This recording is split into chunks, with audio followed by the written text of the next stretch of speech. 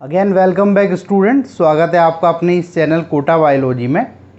आज हम बात करेंगे बाइनॉमिनल नॉमेनक्लेचर यानी द्विनाम पद्धति के बारे में, है ना। अगर हम बात कर रहे हैं बाइनॉमिनल नॉमेनक्लेचर द्विनाम पद्धति, तो सबसे पहले सवाल आता है कि सर ये होता क्या है ना। दूसरा सवाल आता है सर इसकी ज़रूरत क्या पड़ी, क्यों इंट्रोड्यूस की ये टर्म, है ना, क्यों पढ़ रहे हैं हम ये बाइनॉमिनल नॉमेनक्लेचर। फिर बात आती है कि ये दिया किसने और किसके लिए दिया। ये तमाम तरीके के सवाल, तमाम तरीके के क्वेश्चन आपके ब्रेन में आते हैं, है ना, और आने भी चाहिए, तभी तो ये टॉपिक बनता है। तो क्लास 11th के चैप्टर फर्स्ट बायोलॉजी में एनसीईआरटी में इसके बारे में बताया हुआ है, तो हमें नीट के लिए पढ़ना ज़रूरी है। और अक्सर यूनिट 1 जो आपके हैं डाइवर्सिटी से रिलेटेड, है ना, थोड़ा बहुत इंट्रोडक्शन है बेसिक, वहाँ से ज़्यादा क्वेश्चन नीट में नहीं बनते हैं। अगर कोई उनका फेवरेट पार्ट है क्वेश्चन का, तो ये बाइनॉमिनल नॉमेनक्लेचर का एक आध क्वेश्चन का भी देखने को मिलता है, बट बहुत इंपॉर्टेंट चीज़ है। अगर आपके बेसिक्स डेवलप होने चाहिए तो यहाँ ये आपको पढ़ना आना बहुत ज़रूरी है, ठीक है। तो हम बात करेंगे बाइनॉमिनल नॉमेनक्लेचर, नॉमेनक्लेचर यानी द्विनाम पद्धति, द्विनाम नामकरण पद्धति, है ना। अच्छा, अब हम इसकी शुरुआत से देखते हैं। पहली बात तो ये कि किसी इंडिविजुअल का नाम रखने की ज़रूरत क्या पड़ी, है ना।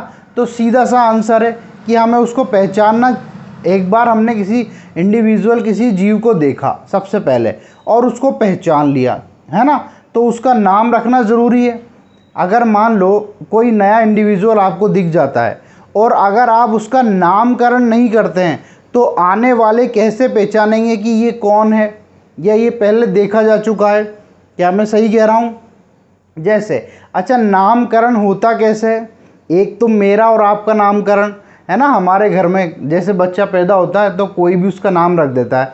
अब वो चाहे कैरेक्टर बेस्ड नाम हो या नाम पसंद आ गया हो, या उनको किसी कोई खिलाड़ी पसंद हो, कोई प्लेयर, कोई फिल्म स्टार पसंद हो, उसके ऊपर नाम रख दें।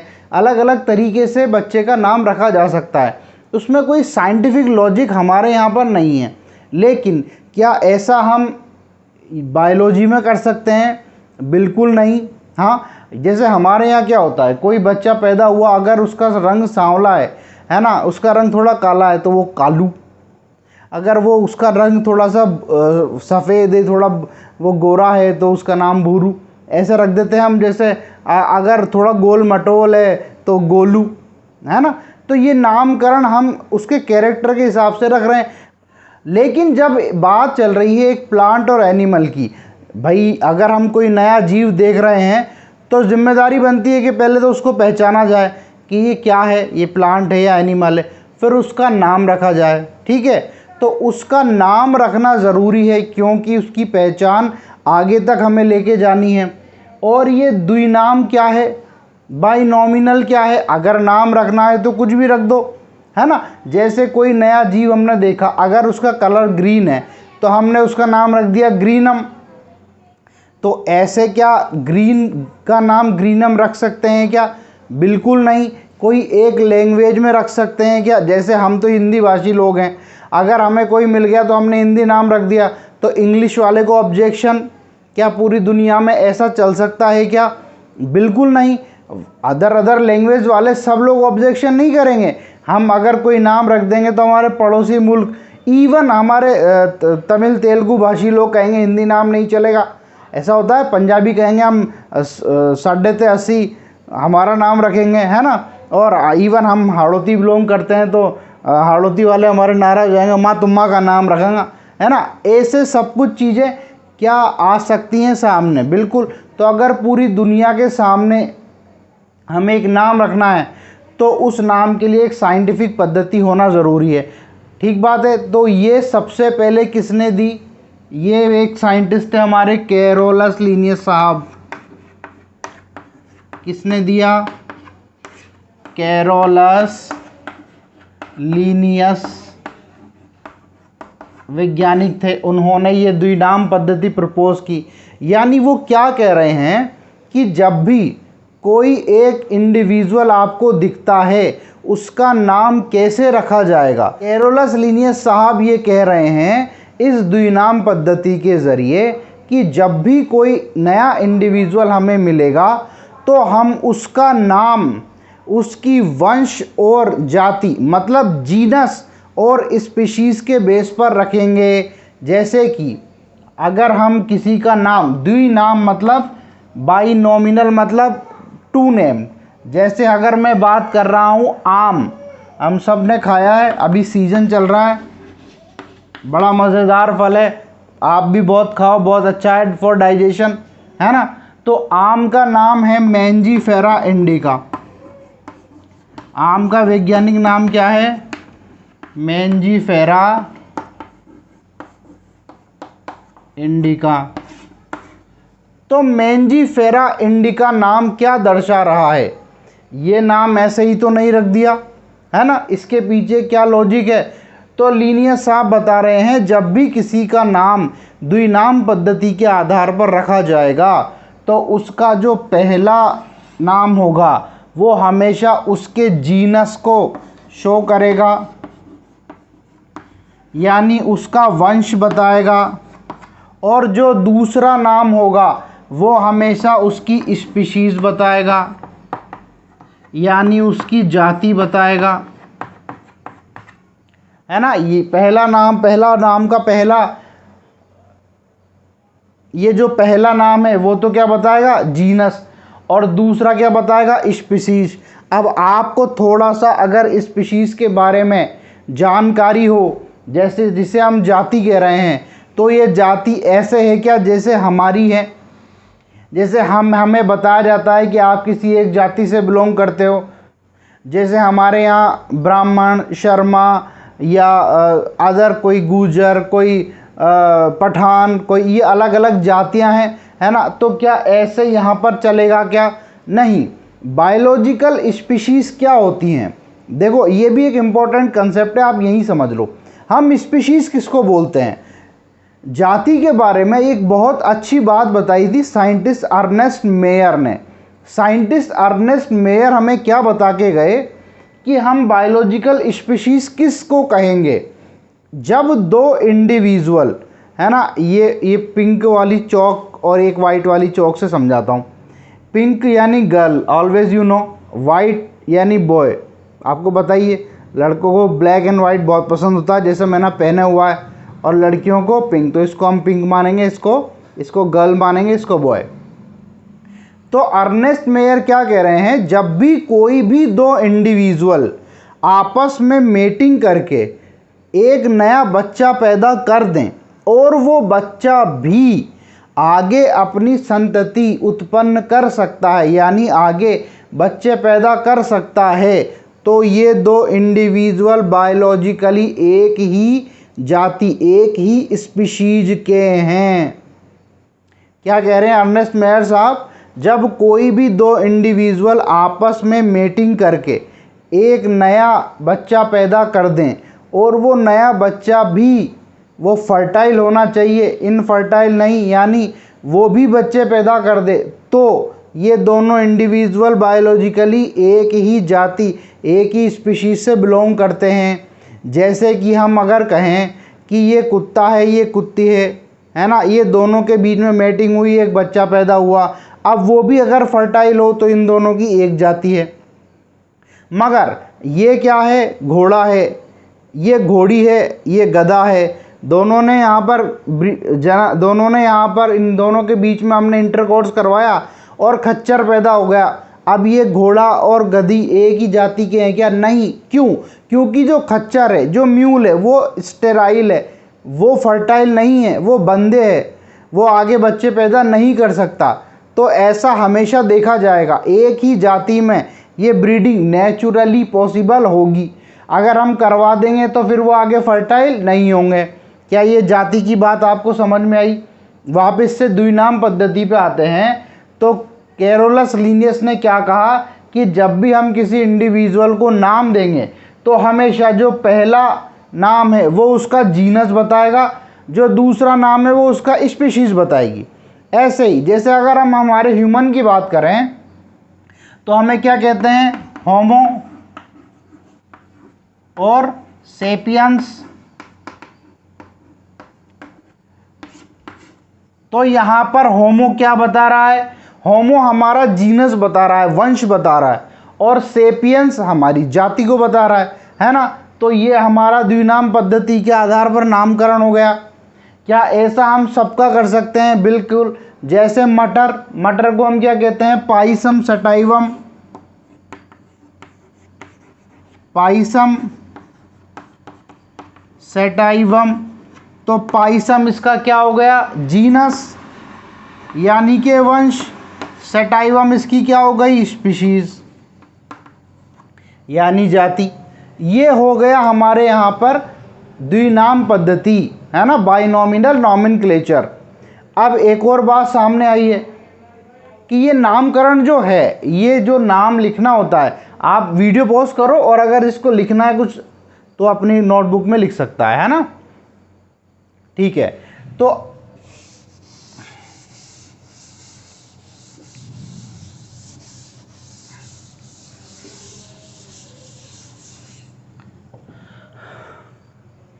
अगेन हम वही बात कर रहे हैं कि ये जो नामकरण हम कर रहे हैं, चलो कैरोलस लिनियस साहब तो बता गए, फिर वो गुजर भी गए। अब अगर आज वर्तमान में हमें कोई नया जीव मिल जाए, जैसे नया कोई पादप मिल जाए या नया जंतु मिल जाए, या तो कोई प्लांट होगा या एनिमल होगा, तो आज के दिन इनका नामकरण कौन करेगा? तो अगर वो प्लांट है तो एक संस्था है हमारे पास ICBN, international code for botanical nomenclature, और अगर वो जंतु है तो वो संस्था है ICZN, international code of zoological nomenclature.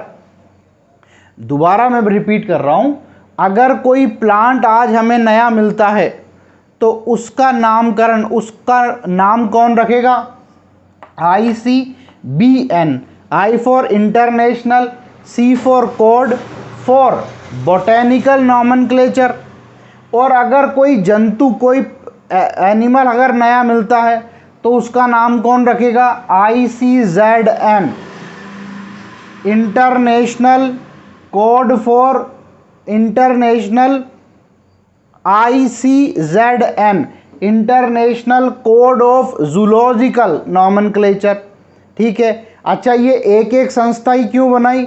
अगर बहुत सारी संस्थाएं होती तो आपस में लड़ाई होती ना, तो इसीलिए इंटरनेशनली एक संस्था फॉर प्लांट, एक संस्था फॉर एनिमल, ठीक बात है। चलो, तो ये आज के दिन कौन नाम रखेगा ये भी क्लियर हो गया।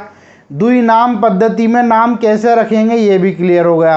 अब द्विनाम पद्धति बाइनोमिनल नॉमेनक्लेचर के कुछ रूल हैं, वो रूल बड़े इंपॉर्टेंट है, वो हमें पढ़ने हैं। देखो, अगर मैं कह रहा हूँ कि हम हिंदी भाषी लोग, है ना, अगर कोई नया जीव हमें मिल जाए तो हम अगर हमारा हिंदी का नाम उसको दे दें, सुरेश, रमेश या कुछ भी, तो क्या पूरी दुनिया में मान्य होगा? नहीं। पड़ोसी मुल्क पाकिस्तान और चाइना ही नहीं मानेंगे, है कि नहीं?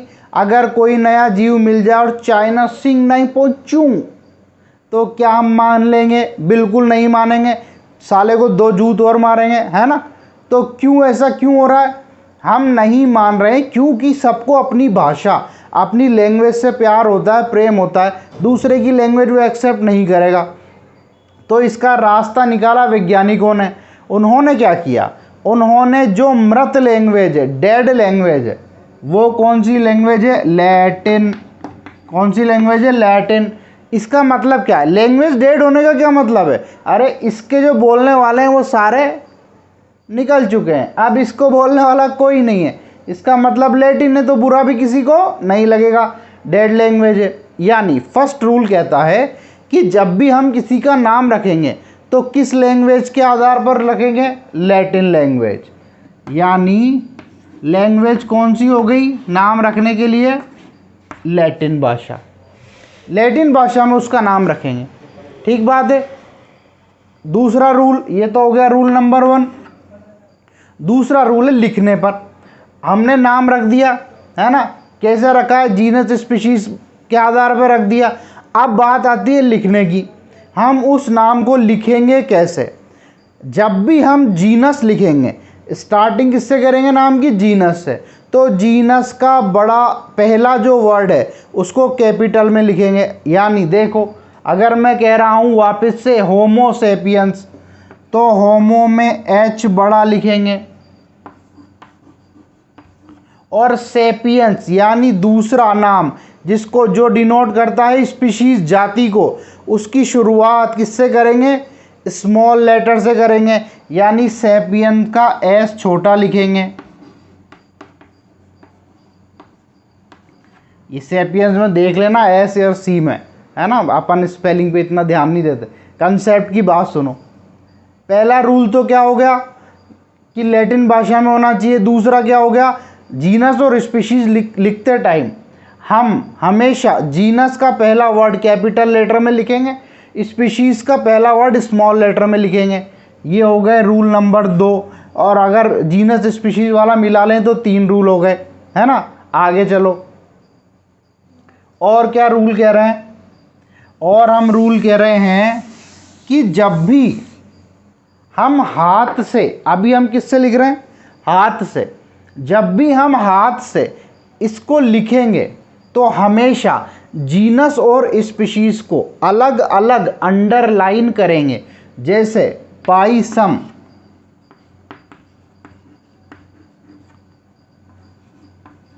सेटाइवम, तो ये जीनस को अंडरलाइन किया और ये स्पीशीज को अंडरलाइन किया।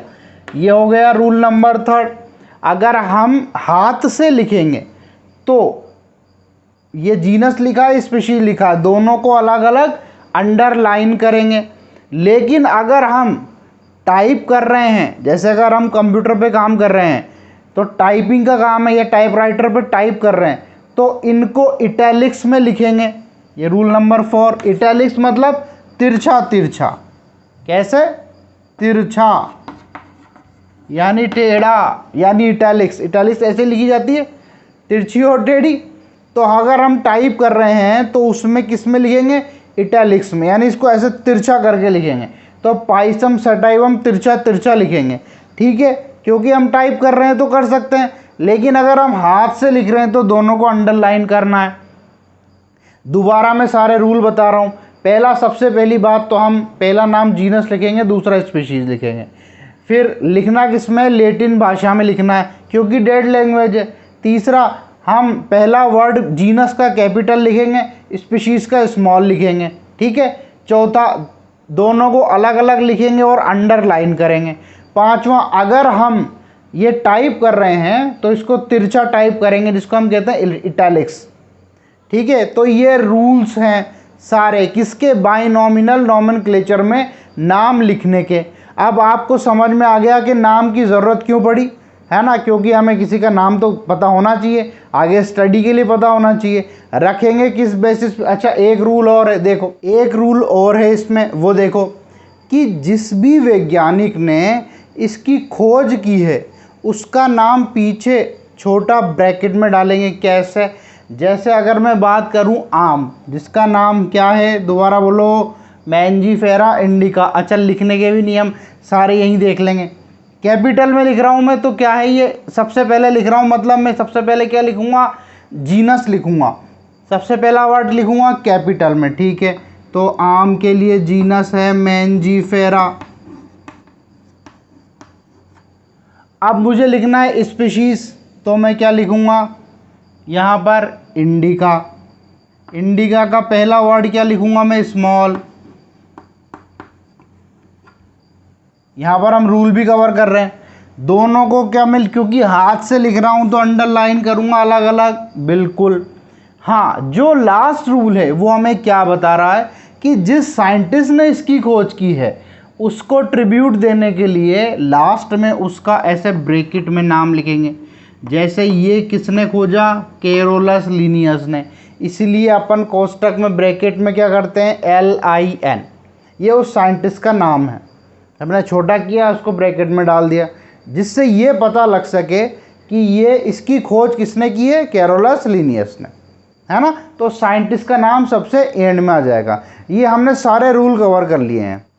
तो आपको अगर ये सारी क्लास समझ में आई है, यहीं के यहीं याद हो गई है, तो वीडियो को लाइक करो यार, अपने फ्रेंड्स के साथ शेयर करो, हमारे चैनल को सब्सक्राइब करो, है ना। और जो भी आपको नया टॉपिक पढ़ना है मुझे कमेंट में डालो। नीट का हम सिलेबस सारा कवर करेंगे आसानी से, बिल्कुल हंसते खेलते, है ना। और नए टॉपिक जो आपको पढ़ने हो वो आप कमेंट कर सकते हो। ठीक है, धन्यवाद।